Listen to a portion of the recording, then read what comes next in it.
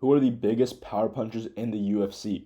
Well, guys, today I'm going to be answering this question, and I'm going to be going over my top eight, in my opinion, my top eight most powerful punchers currently in the UFC today. And let's just, without further ado, get into it. So, my number eight most powerful puncher in the UFC is going to be Diego Lopez, guys.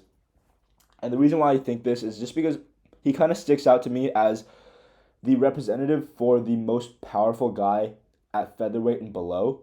I just feel like among those weight classes, Diego Lopez kind of sticks out as the one guy that can kind of put you out with one shot. And you can't really say that about anyone else. I feel like guys like Sean O'Malley, maybe you can put him on here. I'm leaving him out just because in his recent fights, Sean O'Malley hasn't shown me much knockout potential. I feel like he was getting more knockouts because he was striking and hitting guys a lot more cleanly on the come up. Back when he was more of a prospect and he was fighting these fucking cans on the Contender Series, who he was way better than, and he's getting these highlight reel KOs. But recently, against higher competition, guys who can kind of take the sting off shots by moving away from them, who can shell out better, who know when to close the distance and how to manage the distance, and avoid O'Malley's most powerful hooks and shots. Those guys aren't really going to get slumped by O'Malley the same way. And against like Lopez, I feel like he can really just find his mark on anybody. We've seen that in his past few fights. Unless you're like Dan Ige, bro. Shout out Dan Ige. He's really hurting everybody who he's fought. Like, you look at his fight against Volk, dropped him, hurt him pretty bad in the later rounds. Against Brian Ortega, hurt him really badly, as you can see in this photo right here. Brian Ortega was like coming in, trying to hit him with something. Diego Lopez reacts with a lightning fast 1-2 down the pipe, sleeps Ortega, wakes him back up with the second shot, and has Ortega on stumbly legs for the rest of that round, just backing up, stumbling around the cage, and then sleeps out Sadiq Youssef in like a round.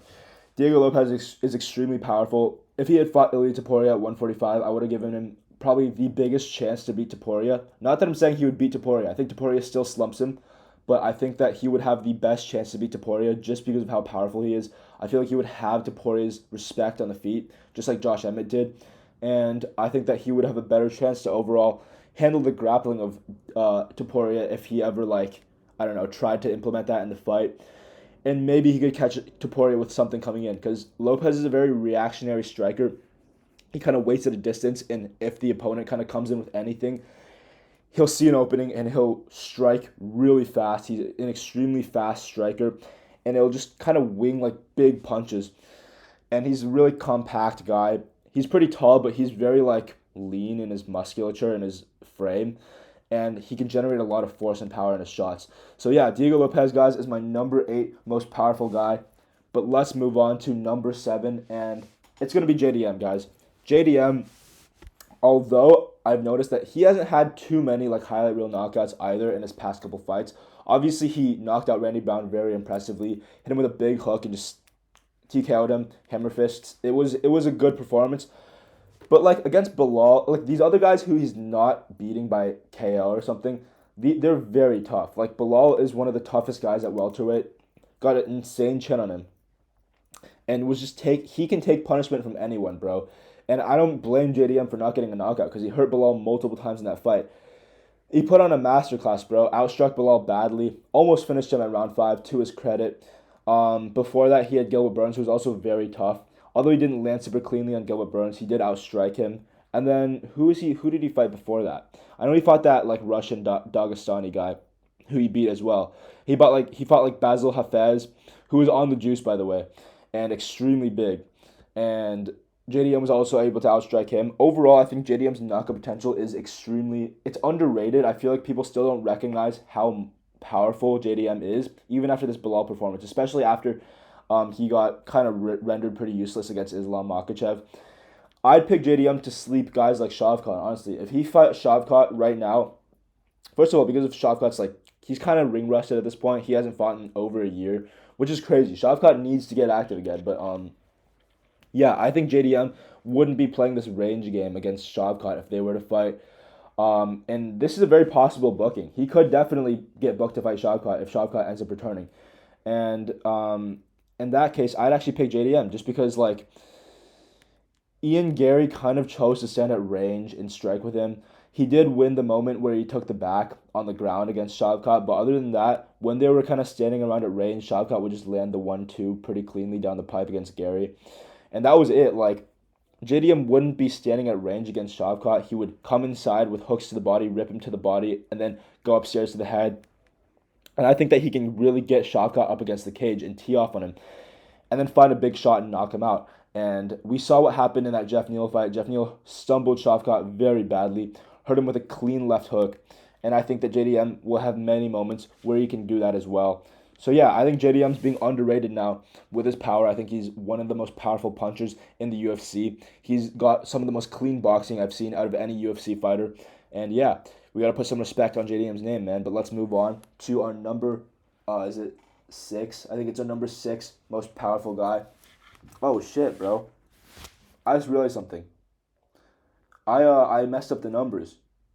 I only have 7 fighters on this list, but yeah, so I guess this was number 6, and Lopez was actually number 7.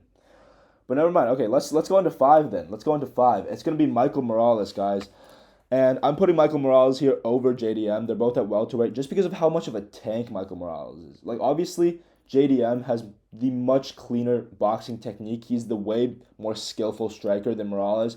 But this dude is just a powerhouse, bro. He's big as fuck. And I keep having to remind myself that he's a welterweight and not a middleweight. Like, he genuinely it feels like he could totally be a middleweight if he just didn't cut as much weight. He's a massive dude, bro, and Brady looked like a child in there against him. And I'm putting him above JDM because he doesn't really need to have good technique to knock someone out. He literally just needs to wing hooks and just catch you, even if it's on the guard, even if it's not clean. He's hurting you bad, like he did against Gilbert Burns. I know that wasn't the best version of Burns. He still caught him, like, he didn't catch him that cleanly at all. He kept landing these big thudding shots to the guard, and Burns just couldn't take any more of it. He was like, oh shit, bro, if I keep getting hit like this, even if it's on the guard, I'm going to go out, so I'm just going to crumple down, and I'm just going to wait for the fight to get stopped. And that's kind of what happened. And then against, like, Sean Brady, I mean, we saw what happened. He hit him twice very cleanly, and that's all she wrote. Sean Brady goes down, and he just punches him out. And it was just like, it was such a quick performance, guys.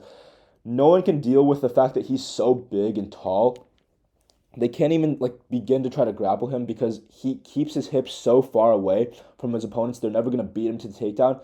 And, like, usually the way you generate, like, if you're an average fighter, you're generating your most power when you're in close, landing big hooks, when you're able to torque and twist your whole body. Like, Morales is so long, he can just do that at range, like against, like, at kickboxing range. He can just hit big hooks on guys and chin them, and that's just what we've been seeing in his previous performances. And I feel like if, like, he can just keep doing this contenders, and I would give him a good chance to beat Islam Makhachev, probably the best chance out of any welterweight to beat Islam Makhachev, just because of this factor. And yeah, he's really got that X factor, bro. I rate him very highly, and yeah. But let's move on to, I guess this is number 4, our number 4 most powerful fighter, and it's going to be Aspinall. Now, this might surprise some of you guys because Aspinall might be a lot of you guys' number 1. But, you know, I'm going off of pound for pound power, so there's going to be everyone from, like, I guess every weight division, right? But I really feel like Aspinall is a little bit overrated in his power and a little bit underrated in his boxing technique. What I mean by that is I feel like everyone above Aspinall is like they've got this weird power where they kind of just need to touch you and you're just going out. You're sleeping. Like, it's not a TKO type of deal. Like, you're snoozing. And I feel like Aspinall has some of that trait, but it's not enough for me to put him over any of these guys above him. Obviously, he destroyed Sergey Pavlovich. I feel like this is one of the most obvious or evident performances and showings of his power. And yeah, it was good. But even then, he was putting his whole weight, and he kind of leaned his whole body to land that hook on Pavlovich's forehead and put him out. And he also has, like, underrated boxing technique. Like, I feel like the way he beat Curtis Blades was also very technical. I know I've said before that he leaves a lot of openings on the feet, and that's what I worry about him if he were to fight someone like an Alex Pereira. But yeah, like, that short arm punch he landed on Curtis Blades to knock him down to the ground, like, you didn't even see in the moment what he hit him with, and he still went down. So that's what I'm saying, as in, like, it was more technical than anything else, but he's also got that kind of weird power where he can kind of sleep you out cold with, like, just a touch. But I feel like he still needs to put some effort into his shots to be knocking these guys out. Like, Cyril Gahn did a very good job circling away from his shots. So even when he landed cleanly, he came in to like close boxing range, landed a good hook on Cyril's chin. And you saw Cyril kind of like jump back a little bit. You saw his head pop back, but it didn't really hurt him badly. And he was just able to continue to jab up Aspinall. And obviously, I think Aspinall's going to make some adjustments to try to cut off the cage better in his next fight against Gahn. But that's what I mean by like, I just don't think he's got that type of touch of death versus some of these other guys. But yeah, that's Aspinall. He's still very powerful. Obviously, I think he's the best heavyweight in the world still, even after this Gahn performance. And yeah, good on Aspinall. Let's move on to number 3, and it's going to be Yuri Prohaska and Alex Pereira, guys. I have 2 guys at number 3, and I feel like these guys are just equal in power. I can't choose one over the other. Alex Pereira does land probably more cleanly. Actually, I don't even want to say he lands more cleanly than Yuri, because Yuri kind of like, he starts a little bit slower sometimes against like Khalil Roundtree. We saw him kind of have a slow start. But when his opponents are tired, or when he's able to kind of overwhelm his opponents, he lands very accurately, like deceivingly accurately as well. So yeah, obviously, I don't think we need to talk too much about Pereira. The guy's a monster, bro. World-class kickboxing champion. Best striker at light heavyweight and above. Um, Absolute monster on the feet to deal with, and very underrated defensive grappler as well. He's sleeping most people he fights. I'm picking him now to beat Aspinall in a fight, to chin him out cold if he were to fight Aspinall at heavyweight. And yeah, I think that's all I really need to say about Alex Pereira. I mean, everyone knows about Alex Pereira's accolades, about his accomplishments, and who he's beat. But then you have guys like Yuri Prohaska. I think Yuri Prohaska's just as powerful as Alex. Like, he's sleeping, besides Alex Pereira, just because it's like not a stylistically very favorable matchup. Like, Yuri's the perfect matchup for Alex Pereira, and Alex Pereira is a horrible matchup for Yuri because Yuri just leaves a lot of openings on the feet. The way he was fighting Khalil Roundtree and Jamal Hill, it was the same way he fought Pereira. I know he had some improved head movement, but overall, like, his hands were just low. He would take a few punches to give a few, and you can't take a few punches from Pereira. He's gonna figure you out, and he's gonna land cleanly on you, and you're done. And Yuri's got an amazing chin, bro. Like, we haven't even seen him close to being rocked after getting KO'd by Pereira, which is more of a testament to how powerful Pereira is. But then on Yuri, like, he's sleeping out cold guys like Jamal Hill, guys like Khalil Roundtree, destroying Dominic Reyes. I know Reyes doesn't have the best chin, but that was back when he wasn't on a super bad losing streak yet. So yeah, he chinned Dominic Reyes, hit Glover with big fucking bombs. Glover's a tough-ass dude, and he was able to hurt and wobble Glover multiple times in their fight. Yuri's very powerful, bro, and he has that weird power where he touches you and you're just on wobbly legs.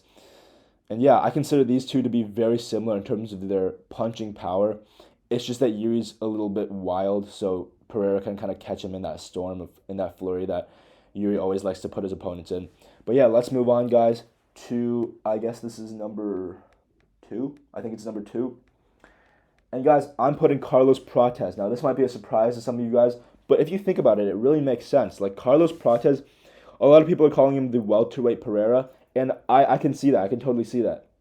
Like, I know that Leon Edwards has always had a bit of a weak chin. Like, he got rocked by Diaz and stuff. But, dude, who does that to Leon Edwards? Like, genuinely, who does that to Leon Edwards, bro? Like, even Kamaru Usman was catching him with pretty clean shots in their second fight. Didn't really do much to Edwards. Like, Edwards was kind of able to keep range and keep circling and just kind of keep on his bike. Prates, I kind of knew. Like, I knew in that second round when Leon kind of wasn't able to grapple as effectively, he was kind of exchanging on the feet with Carlos Prates, and Prates landed a big thudding shot on the guard of Edwards, and I was like, dude, I know he's just getting slept. And then, boom, 2 seconds later, he catches Leon Edwards perfectly on the chin, sends him flying like 3 feet across the cage, and then just landing on his butt. And it was bad, bro. You don't see this type of power much like elsewhere, and it's just because of how long and lanky Carlos Prates is. He's like a long, skinny dude, and he can generate so much force with like his whippy hooks. And what I mean by weird power is, like, if you think back to his fight against Neil Magny, dude, you don't even see what he hits him with. Like, it was like he hit him with a gust of wind, and Neil Magny just collapses and he's just on the floor sleeping. Like he's not moving after that for a good 10, 15 seconds. And even like the knees to the body, like knees to the body definitely hurt, but like we've seen so many fighters land knees to the body in close with the clinch, land multiple knees to the body, and we see that their opponents kind of get hurt. Maybe they kind of get staggered a little bit, takes the wind out their sails, but you never see them get finished that like that. Like when we saw Carlos Prates land that knee to the body, I don't even know that guy's name, bro, but he kneed him to the body and the guy's crumpled, just collapsed. He didn't even land too many investment shots before that. It was like the fight was pretty fresh. Both guys were kind of circling around. They were kind of jumping around. They were full of energy. Prates lands that big knee. Boom, the guy goes down. He's just wincing in pain. Like Prates is a monster, bro. He can't, like, I think he would beat, honestly, like maybe Michael Morales beats him just because he's such a tank and he can match him on the frame. But I think he beats like JDM. If I'm being honest, I think he beats JDM. I think he beats Shavkat. I think he beats a lot of these guys because he's so powerful. And I think that he's probably improving on his grappling now that he's kind of had a little bit of a humbling against Ian Gary. And overall, yeah, I think this guy's very powerful, and I think that he's a good number 2 most powerful puncher for our list here. But let's move on to number 1, guys. It's going to be Ilia Topuria. I feel like I don't need to explain this too much. I feel like a lot of you expected this. Knocking out Max Holloway, coming off of his best performance, is a feat that no one else is going to, like, I guess maybe someone else can do it now because he's at lightweight. They're harder hitters in general. Like, overall, Max's chin has deteriorated a little bit. But, dude, Max Holloway was coming off the best win of his career. Probably the most skilled and the best at avoiding shots that he's ever been. When he fought Ilia Topuria, Ilia still chins him. And, like, I don't really know what else to say, bro. I think he knocks out everyone. I think he knocks out Islam Makhachev. And until I see a glaring hole in his game, I'm going to pick him to KO everyone who he fights. And yeah, that's going to be it, guys. Appreciate you for watching, and I'll see you in the next one.